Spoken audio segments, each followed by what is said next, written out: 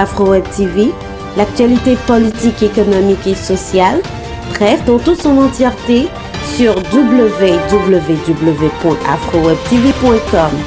Veuillez vous abonner à notre chaîne AfroWeb TV sur YouTube et Facebook pour ne rien rater sur l'essentiel de l'actualité de la semaine.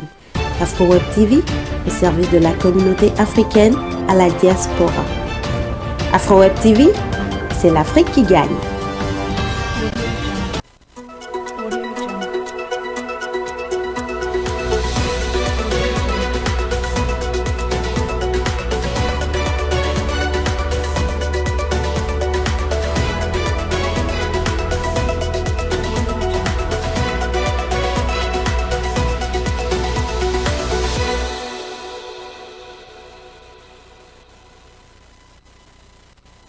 Bonjour, bonsoir à tous et à toutes. Voici l'heure des actualités de la semaine sur AfroWeb TV en collaboration avec FM Liberté, radio de la diaspora africaine. Voici les titres.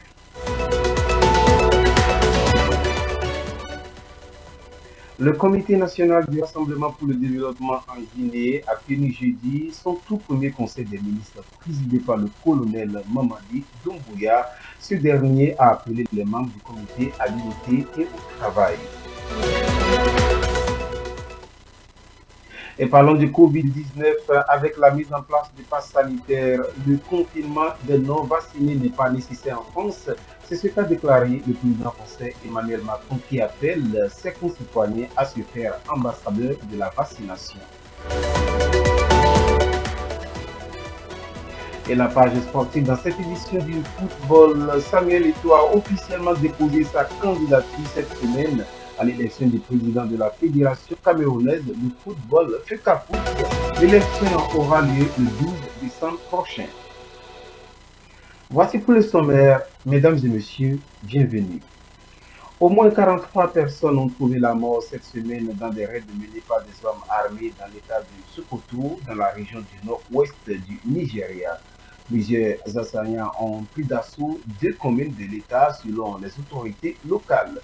Le gouverneur de l'État a présenté ses condoléances aux familles des victimes tout en qualifiant l'incident de tristesse. Cette région du pays est quotidiennement théâtre des raids et des gangs armés communément appelés bandits qui ne cessent de tuer et d'enlever des personnes. Le président togolais Faure Gnassingbé s'est rendu mercredi au Congo où il a fait une visite de travail de 2 jours chez son homologue Denis Sassou Nguesso. Les 2 présidents ont évoqué non pas seulement des sujets d'ordre bilatéral, mais aussi des questions qui sont d'actualité continentale et internationale.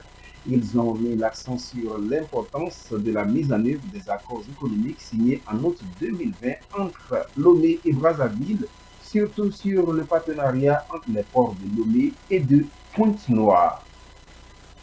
En Guinée, le colonel Mamadi Doumbouya a présidé jeudi le premier conseil des ministres sous l'ère du Comité national du Rassemblement pour le développement, CNRD. À l'occasion de cette rencontre, le président de la transition, qui a pour primauté le bonheur des Guinéens, a exhorté les membres du comité à l'unité et au travail.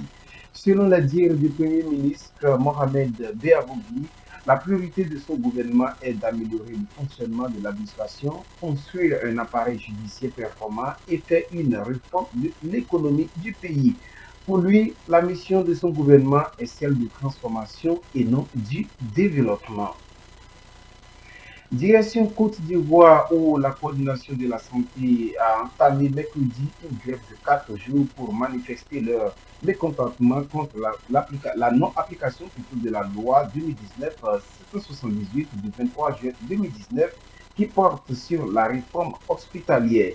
Selon la presse locale Kwasi, cette réforme vise à renforcer les milieux du système de santé. Et parmi ces milieux figurent le renforcement des infrastructures et équipements ainsi que la disponibilité de médicaments et autres intrants stratégiques. Et pour noter que les syndicats souhaitent aussi le renforcement de la gestion des ressources humaines, de l'amélioration et de la gestion financière et comptable, aussi de l'amélioration de la gouvernance des hôpitaux et l'amélioration des offres de soins. Alors que la coordination a boycotté une réunion de dialogue avec le ministre de la Santé, de l'Hygiène publique et de la couverture maladie universelle, ce dernier a appelé les manifestants au calme tout en exhortant à la responsabilité pour un corps de métier qui n'est pas comme les autres avec la vie humaine que tout acteur tienne en main. La police ougandaise a annoncé avoir abattu 5 suspects et 21 autres personnes arrêtées dans le cadre des enquêtes suite aux 2 attentats qui ont eu lieu mardi dans le quartier d'affaires de la capitale ougandaise. Perpétrées par 3 kamikazes, les attaques qui ont fait 4 morts ont été revendiquées par le groupe État islamique qui désigne les forces démocratiques alliées rébellionnées en Ouganda comme sa province d'Afrique centrale selon l'agence France Press. Et pourquoi le chapitre sur le plan africain? Les États-Unis appellent le Nigeria à jouer un plus grand rôle sur le continent africain. À l'occasion de sa première tournée en Afrique subsaharienne, le secrétaire d'État américain Anthony Blinken a exhorté le gouvernement du Muhammadu Buhari à plus de transparence dans sa gestion des droits humains. Le diplomate américain dont la tournée plutôt entamée au Kenya prendrait fin au Sénégal suppose que la manière dont le Nigeria gère les questions relatives aux droits humains a ébranlé depuis 1 an les relations entre les 2 pays. Tout en appelant le gouvernement fédéral nigérien à davantage d'action, Blinken s'est félicité de l'enquête menée par une commission indépendante mise en place par le gouverneur de l'État de Lagos sur l'attaque de l'armée contre les manifestants contre la violence policière en octobre 2020. Les États-Unis ont récemment retiré le Nigeria de la liste noire américaine des nations qui violent la liberté religieuse, une décision qu'avait prise l'ex-président américain Donald Trump. Hors du continent africain, le président français Emmanuel Macron a jugé non nécessaire en France le confinement des personnes non vaccinées contre le Covid-19 comme appliqué en Autriche.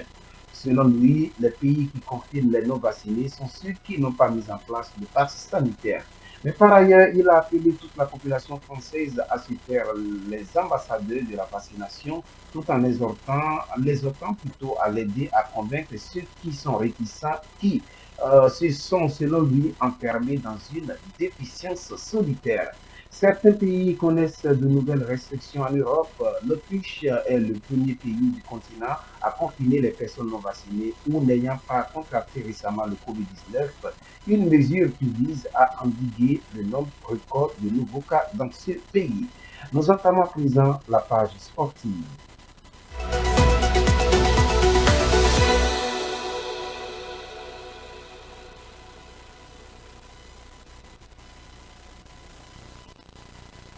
Du football dans cette édition, l'attaquant camerounais Samuel Eto'o a officiellement déposé sa candidature cette semaine à l'élection du président de la Fédération camerounaise de football, FECAFOOT.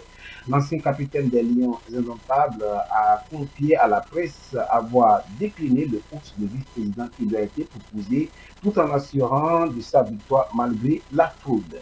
L'ex-buteur du FC Barcelone a annoncé avoir été déçu par l'équipe dirigeante actuelle de la FECAFOOT. Il faut noter que l'élection en question aura lieu le 12 décembre prochain.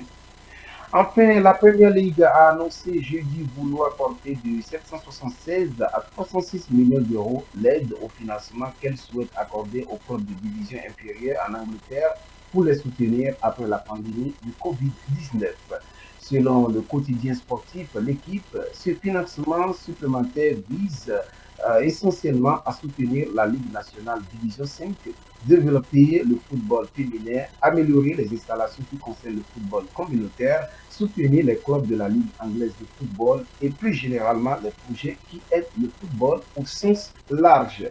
Nous voilà donc à la fin de cette édition. Merci de nous avoir suivis. Nos prochaines informations vous reviennent samedi prochain. Toutefois, vous pouvez nous connecter sur YouTube et Facebook AfroWeb TV. Vous pouvez aller sur www.afrowebtv.com pour plus de détails.